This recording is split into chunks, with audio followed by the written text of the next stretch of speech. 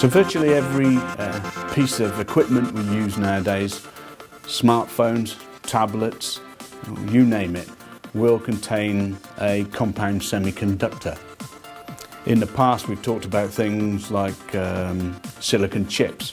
Well, we've moved on a lot from that, and we've invested nearly £38 million into a compound semiconductor foundry to be located in Newport, and we're doing that with a company called IQE, an indigenous company based in St Mellons, but probably one of the global leads in compound semiconductor manufacturing.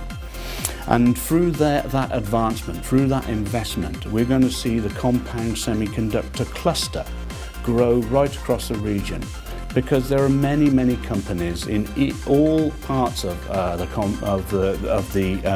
Cardiff capital region which use compound semiconductors in their products, be it photonics, aviation, a whole range of advanced technologies.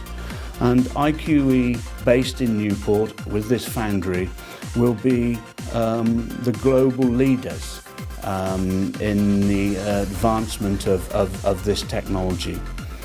And we need to embrace that opportunity, because that money, that £38 million that we've invested into the compound semiconductor industry, will unlock via IQE another £375 million worth of inward investment, creating up to 4,000 high quality, high paid jobs.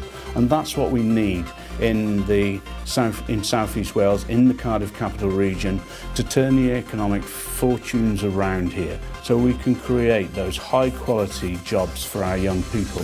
We need to train and skill our people to take advantage of those opportunities as they arise. But the cluster of compound semiconductor connected industries will be growing.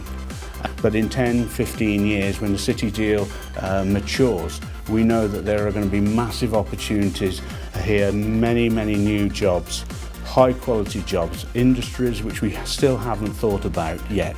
But the potential is massive, the opportunities are real, and our young people have got some real hope for the future.